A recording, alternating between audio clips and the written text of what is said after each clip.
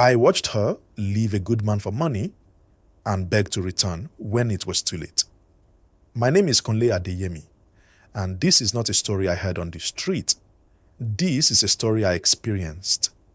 I grew up in the same ghetto compound with a young man called Tunde Afolayan. Tunde was one of the most humble people I have ever known in my life. The ghetto days we lived in Ajagunle, Lagos. If you know Ajagunle, you know life there is not soft. Tunde lived in a small one-bedroom apartment, zinc roof, cracked walls, no tiles. Sometimes the fan worked, sometimes it didn't. Light came when it wanted. He lived there with his girlfriend, Blessing Okonkwo.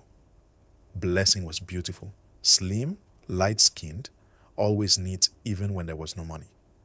Tunde loved her deeply, too deeply. Tunde did honest, low-paying jobs. Morning, he loaded goods in the market. Afternoon, he washed cars. Night, sometimes security work.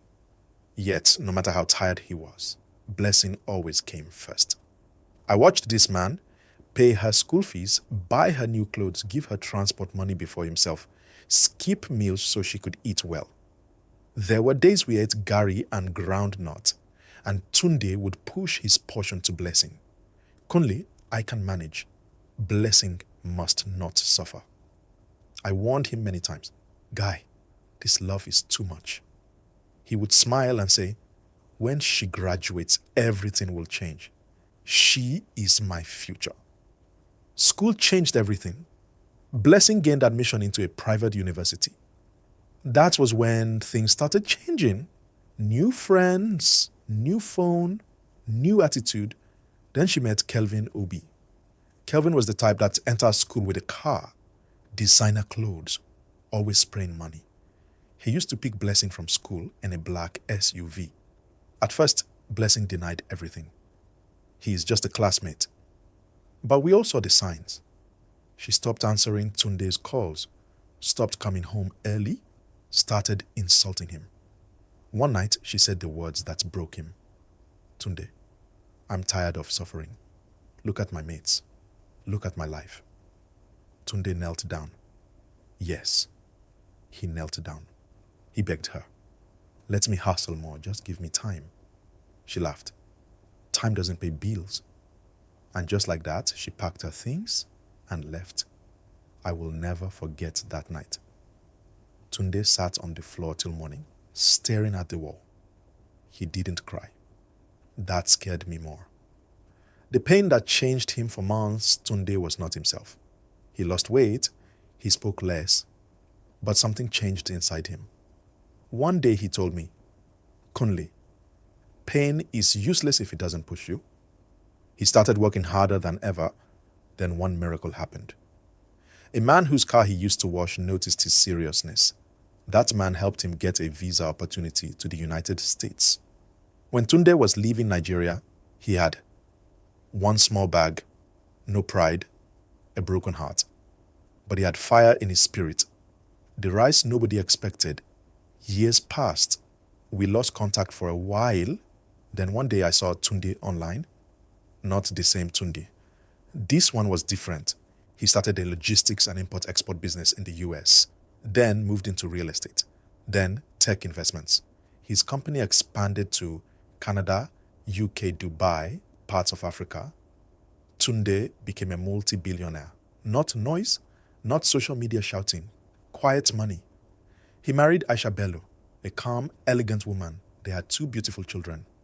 Tunde never spoke about Blessing again. Blessing's nightmare. Now let me tell you what happened to Blessing. Kelvin was not rich. He was a ritualist. The money he spent was blood money. By the time Blessing realized, it was too late. She started noticing strange things. Midnight movements, strange visitors, blood stains, nightmares. One night she overheard Kelvin talking on the phone. She's ready. The sacrifice will be complete soon. That was when Blessing knew her life was in danger. She escaped barefoot, almost killed. She ran back to the same ghetto she once insulted. Thin, broken, afraid. Then she heard the news. Tunde Afolayan was now a multi-billionaire. The begin. She searched for him. She found him during one of his business visits to Nigeria. When she saw him, she collapsed. She cried. She begged. She said, "I was foolish. Please forgive me. I can even be your second wife." Tunde listened quietly. Then he said words I will never forget. "Blessing, the man you left died the day you walked out. I respect my wife. I respect my children. Never contact me again. No insults, no revenge, just closure." Security escorted her out. The ending that teaches today, Tunde is fulfilled. Blessing is alive. And that is mercy. But life taught her a lesson no classroom can teach. Life lessons. From this story, don't abandon loyalty for flashy comfort. Pain can destroy you or build you. The choice is yours. Not all money is clean. Support given in love should never be mocked. When a good man moves on, he moves on completely. I witnessed everything. That is why I always say, never laugh at someone's beginning. You don't know their ending. If this story touched you, subscribe, like, and turn on post notifications. Because some stories don't just entertain. They warn, they teach, and they save lives.